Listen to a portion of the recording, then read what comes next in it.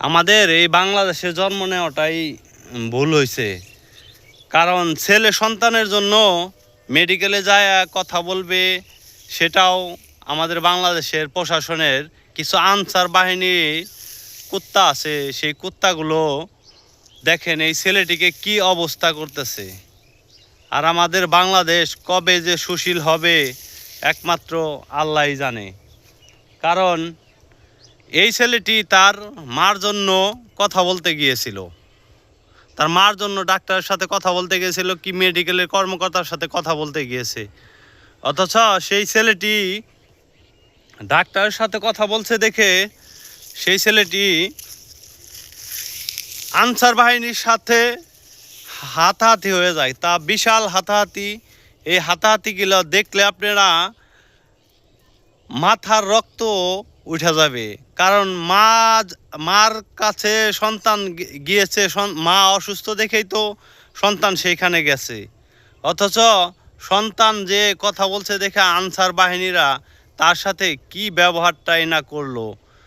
এই আনসার বাহিনীরা আমার মনে হইতেছে বিগত সরকারের কোনো লোক তারা জড়িত আছে, হয়তো আওয়ামী লীগের কোনো লোকের সাজেছে এই কাজটা করেছে।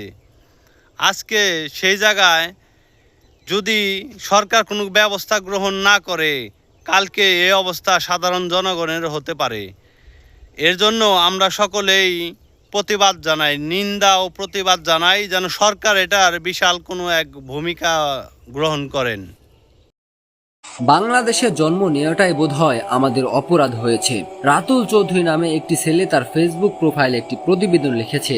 সেখানে লেখা আছে, আমি আমার মাকে নিয়ে বাংলাদেশ মেডিকেল বিশ্ববিদ্যালয় তথা পিজি হাসপাতালে যাই তাকে ডাক্তার দেখানোর জন্য, কিন্তু যাওয়ার পরে আমরা অনেক অনিয়মের শিকার হই, যা আমি হাসপাতাল কর্তৃপক্ষকে জানালে তারা আমাকে আনসার বাহিনীর হাতে তুলে দেয়। আর 20 থেকে 25 জন আনসার সদস্য আমাকে টেনে হিঁচড়ে প্রশাসনিক ভবনে নিয়ে যায়। আর তা নেওয়ার মাঝেই আমাকে এলোপাতাড়ি মারতে শুরু করে। পরবর্তীতে আমাকে একটা রুমে 10 থেকে 12 জন আনসার সদস্য এবং 15 থেকে 20 জন হাসপাতালের ডাক্তার ও কর্মীরা লাঠি এবং রড দিয়ে আমাকে এলোপাতাড়ি মারতে শুরু করে। এক পর্যায়ে আমাকে উলঙ্গ করে মারা শুরু করে, যা পরবর্তীতে আমি অজ্ঞান হয়ে যাই। আমার মা প্রশাসনিক ভবনের বাইরে চিৎকার করে বলতে থাকে তার ছেলেকে ছেড়ে দিতে। তখন তারা বলে আমি নাকি এখানে নেই, আমি নাকি গণপিটুনিতে মারা গেছি। এখন আপনারা অনেকেই বলতে পারেন এই ছেলেটা তো বানিয়ে বানিয়ে বানোয়াট মিথ্যে গল্পও সাজাতে পারে। না বন্ধুরা, এটা কোনো মিথ্যে বানোয়াট গল্প নয়। আমার এই ভিডিওটা দেওয়ার আগে আমার এই পেজে আরও একটি ভিডিও আপলোড করা হয়েছে, সেখানে আপনারা গিয়ে দেখবেন অসংখ্য মানুষ, হাজার হাজার মানুষ কমেন্ট করেছে। সেখানে সবাই একই কথাই বলেছে যে আমরাও হাসপাতালে গিয়েছিলাম, আমরাও এরকম ভোগান্তিতে ভুগেছি। তাই বন্ধুরা, আমার কথা যদি বিশ্বাস না হয় তাহলে আমার আগের ভিডিওর কমেন্ট বক্সে গিয়ে আপনারা দেখে আসতে পারেন যে আসলে এটা সত্য কি মিথ্যা। দর্শক, আমার কথা হলো, বাংলাদেশে জন্ম নেওয়াটাই কি আমাদের অপরাধ? আমরা কি অন্যায় অবিচার মেনে নেব সব সময়?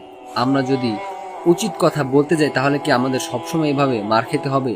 না বন্ধুরা, আমরা এভাবে আর হতে দেব না। দর্শক, আপনারা যে যেখান থেকে ভিডিওটা দেখছেন অবশ্যই বেশি থেকে বেশি শেয়ার করবেন এবং জোর কণ্ঠে আওয়াজ তুলবেন। এখানে এই ভাইটি আরও লিখেছিলেন, আজ যদি অনিয়মের কাছে হেরে যাই জানবো মানবতার কবর হয়েছে। দর্শক বন্ধুরা, কথাটা কলেজে এসে লাগলো, তাই দয়া করে ভিডিওটা শেয়ার করবেন এবং জোর কণ্ঠে আওয়াজ তুলবেন। কমেন্ট বক্স খোলা আছে, ইচ্ছা মতো কমেন্ট করবেন এবং তাদের বিরুদ্ধে কি স্টেপ নেওয়া যায় সে ব্যাপারে আপনার মতামত জানাবেন।